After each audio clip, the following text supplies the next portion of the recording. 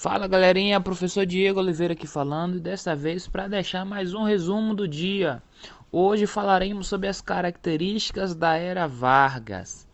Pois decidi por esse tema para o resumo de hoje, até porque se eu fosse falar aqui completamente tudo sobre a Era Vargas, daria quase mais de uma hora aqui a gente falando em áudio. Então, como objetivo aqui é deixar de forma bem resumida, eu separei alguns tópicos. E esse primeiro tópico que a gente vai falar sobre as características da Era Vargas, né? Falaremos sobre essas características, lembrando a vocês que eu coloquei até uma enquete lá nos stories lá do meu Instagram, onde faço algumas perguntas sobre a Era Vargas. São umas perguntas bem tranquilas mesmo. Se você está estudando sobre a Era Vargas, se você já conhece sobre a Era Vargas, então você vai se sair bem. Mas só contextualizando aqui antes de a gente chegar nas características, a Era Vargas é uma fase histórica brasileira, um período político brasileiro que foi de 1930 a 1945, portanto 15 anos, onde depois desses 15 anos Getúlio Vargas é forçado a renunciar à presidência após um ultimato dos militares. Nesse período desses 15 anos, a história brasileira teve seu poder centralizado em Getúlio Vargas, onde ele assumiu como presidente do Brasil após o movimento que depõe ali o Washington Luiz da presidência, impedindo até então Júlio Prestes, Júlio Prestes de assumir o cargo de presidente do Brasil. Júlio Prestes, eles tinham sido eleitos, mas isso tudo foi resultado de um golpe para Getúlio Vargas assumir. Então, quais são as características desse período da Era Vargas? Primeiro, é uma tarefa complexa resumir essas características, mas de maneira geral eu separei alguns tópicos aqui. Então, se você tiver com a caneta aí, estiver estudando sobre, seria até interessante você anotar. Primeiro, centralização de poder. Ao longo ali daqueles 15 anos no poder Vargas, ele tomou medidas para enfraquecer o legislativo e reforçar os poderes do executivo, onde essas características, como todos nós conhecemos, né, ficou conhecido como um Estado Novo.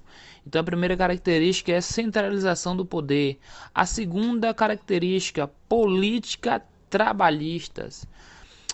Vargas atuou ali de maneira constante no sentido de ampliar os benefícios trabalhistas. Para isso, foi nessa época ele criou o Ministério do Trabalho, que ele concede diversos direitos aos trabalhadores. Era uma das formas, né, que Vargas encontrou para reforçar o seu poder ali, aproximando-se então das massas populares.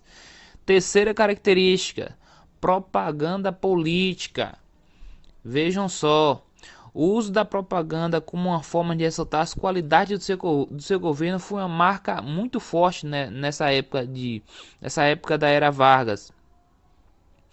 Ele é conhecido também como criar o Departamento de Imprensa e Propaganda, ou seja, influenciar diretamente como seria vinculado as notícias relacionadas a seu governo. Quarta característica, capacidade de negociação política. A capacidade política de Vargas não surgiu do nada. Foi sendo construída ali e aprimorada ao longo de alguns anos. Vargas tinha uma grande capacidade de concluir diversas abordagens com outras pessoas relacionadas à política.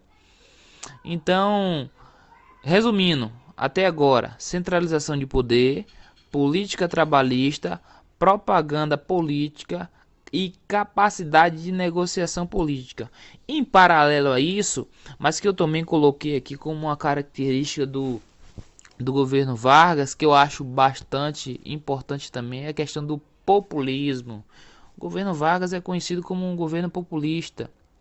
E aí eu separei alguns aspectos do populismo, né, dele. O que ele fazia para se chegar às massas, ser considerado o pai dos pobres. O que ele fazia? Primeiro, ele saía em defesa da união das massas. Segundo, a sua liderança era baseada no carisma. Terceiro, era um sistema de partido frágil.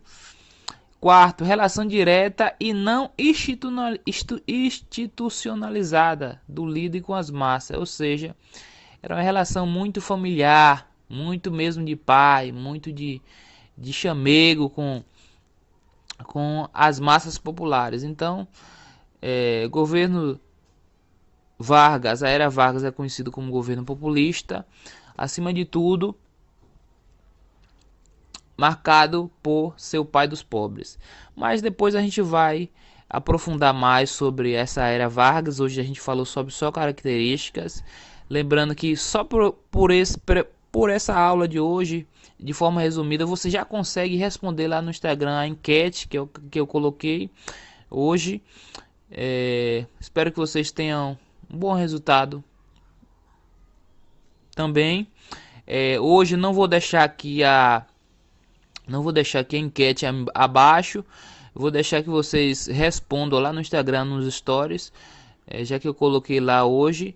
Mas espero que vocês vão lá e tenham um bom resultado. Ótimo domingo aí para vocês.